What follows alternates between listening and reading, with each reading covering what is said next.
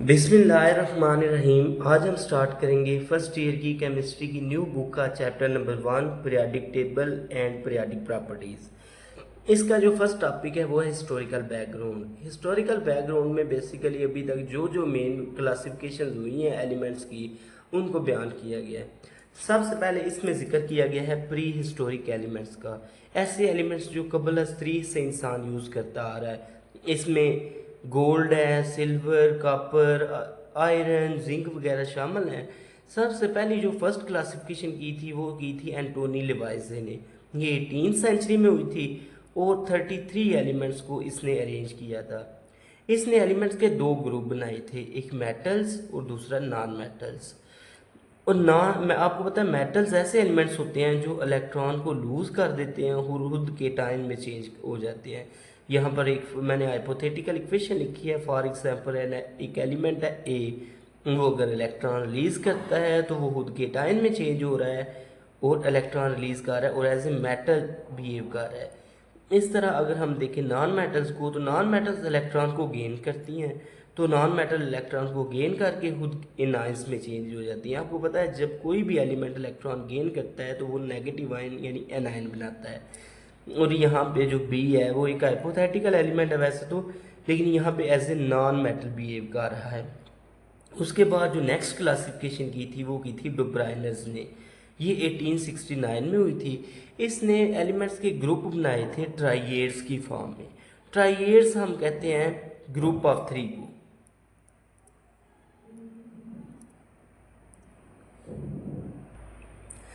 इसने क्या किया था, इसने एलिमेंट्स के तीन तीन एलिमेंट्स के ग्रुप बनाए थे, जिसमें इसने कहा था फर्स्ट और थर्ड का जो अटामिक मैस है उसकी अगर हम एवरेज निकालें तो मिडल वाले का अटामिक मैस बनता है। अब हम सपोज करें, मैं यहाँ पे तीन एलिमेंट्स लिखता हूँ अल्कली मेटल्स के, लिथियम है, सोडियम है और इसी तरह पोटाशियम है। अगर मैं देखूँ लिथियम का अटामिक मैस हमारे पास 7 है और पोटाशियम का अटामिक मैस 39 है। अब यहाँ पे फर्स्ट और थर्ड का अगर मैं अटामिक मैसेज का एवरेज निकालूँ, सपोज फर्स्ट वन लिथियम का 7 है अटामिक मैस और इस तरह पोटाशियम का 39 है, तो इनको मैं एवरेज निकालने के लिए 2 से डिवाइड करूँगा। 39 plus 7 is equal to 46 divided by 2, तो ये हमारे पास आ जाएगा 23। तो सोडियम जो है उसका अटामिक मैस क्या होगा, 23 होगा। इस तरह इसने सारे एलिमेंट्स को अरेंज किया था। उसके बाद नेक्स्ट क्लासिफिकेशन जो 1864 में की गई वो की थी जॉन न्यूलैंड्स ने। जॉन न्यूलैंड्स ने बेसिकली अटामिक मैसेज के लिहाज से इन्हें अरेंज किया था in order of increasing atomic mass. Atomic mass के लिए मैं ए को लिख लेता हूँ, ए वैसे भी सिंबल है इसका। तो इसने बेसिकली जो मेन काम किया था, इसने लॉ ऑफ ऑक्टेव्स पेश किया था। लॉ ऑफ ऑक्टेव्स क्या कहता है, लॉ ऑफ ऑक्टेव्स की जो स्टेटमेंट है वो कहते हैं, वो ये है every eighth element has resemblance with first one. यानी अटामिक मैसेज के लिहाज से इसने अरेंज किया था और कहा था कि एट्थ एलिमेंट जो होता है उसकी प्रॉपर्टीज फर्स्ट से मैच करती हैं। यहाँ पे मैंने इसका एक पार्ट बनाया हुआ है बेसिकली। इसमें ये एक ग्रुप है, एक ग्रुप में टोटल 7 एलिमेंट है और 7 के बाद जो एट्थ आ रहा है, एट्थ जिस तरह फ्लोरीन है, फ्लोरीन की प्रॉपर्टीज फर्स्ट वन हाइड्रोजन के साथ मैच करती हैं और इसी तरह इसने इसे सेकंड ग्रुप में रखा हुआ है। इस तरह इसमें 7 एलिमेंट्स हैं और 7 के बाद जो एट्थ क्लोरीन आ रहा है एटॉमिक मैस के लिहाज से उसकी प्रॉपर्टीज फ्लोरीन के साथ मैच करती हैं। और इसी तरह इसने ओवरऑल पीरियोडिक टेबल बनाया था और इसने टोटल 62 एलिमेंट्स को अरेंज किया था।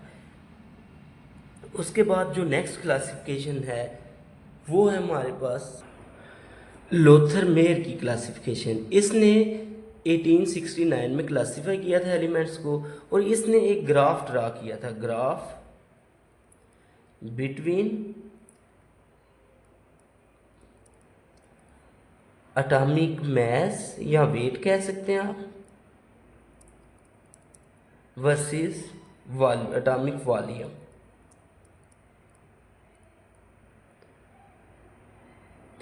वॉल्यूम। एटॉमिक वेट जो था इसने इसको एक्स एक्सिस पे लिया था और इसने एटॉमिक वॉल्यूम को वाई एक्सिस पे लिया था और एक ग्राफ ड्रा किया था। तो जो कर्व जो इसके नतीजे में हमारे पास कर्व बनी थी या ग्राफ बना था वो पीरियोडिसिटी शो करता था। पीरियोडिसिटी क्या होती है? पीरियोडिसिटी एलिमेंट्स की वो प्रॉपर्टी होती है जिसमें वो रेगुलर इंटरवल के बाद अपनी प्रॉपर्टीज़ को रिपीट करते चले जाते हैं। तो अगर डिफाइन करना चाहें तो आप कह सकते हैं repeating pattern of elements with regular interval. उसके बाद नेक्स्ट क्लासिफिकेशन है वो डिमित्री मेंडलीव्स ने की थी। मेंडलीव्स को फादर ऑफ पीरियोडिक टेबल भी कहा जाता है। ये इसे क्यों कहा जाता है ये फर्दर एक्सप्लेनेशन में मैं आपको बताऊंगा। डिमित्री मेंडलीव्स इसने increasing order of atomic mass के लिहाज से इसे अरेंज किया था। Increasing order of atomic masses, atomic masses के लिहाज से इसने अरेंज किया था। इसने 63 एलिमेंट्स को अरेंज किया था उस वक्त। इसके पीरियोडिक टेबल की जो सबसे इम्पॉर्टेंट बात है वो ये था कि इसने अपने पीरियोडिक टेबल में उन एलिमेंट्स की जगह छोड़ दी थी जो उस वक्त डिस्कवर नहीं हुए थे। Left place for undiscovered elements. एक तो जगह छोड़ दी, दूसरा उनकी प्रॉपर्टीज को भी प्रिडिक्ट किया था।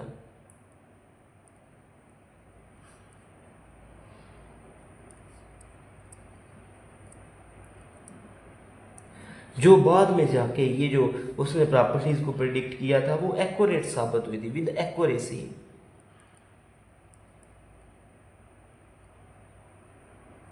इस वजह से इसको बहुत सक्सेसफुल माना जाता है और इसे फादर ऑफ पीरियोडिक टेबल कहा जाता है। और दूसरी बात, इसने जो सेम प्रॉपर्टीज वाले एलिमेंट्स थे उनको सेम ग्रुप में रखा था। Elements with same properties placed in same group।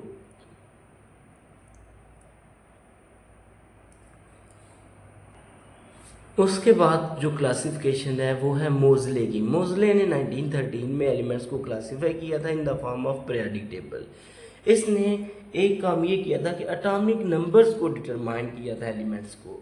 तो एटॉमिक नंबर बेसिकली हम नंबर ऑफ प्रोटॉन्स को कहते हैं और इसे सिंबल जी से रिप्रेजेंट करते हैं। मोजले ने मॉडर्न पीरियोडिक लॉ पेश किया था। मॉडर्न पीरियोडिक लॉ के मुताबिक हमारे पास properties of elements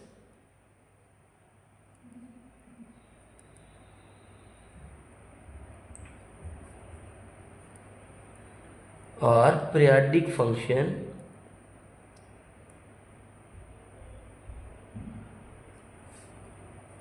of their atomic number, यानी जो एलिमेंट्स की प्रॉपर्टीज़ हैं वो एटॉमिक नंबर के साथ एक रेगुलर इंटरवल में चेंज होती चली जाती हैं।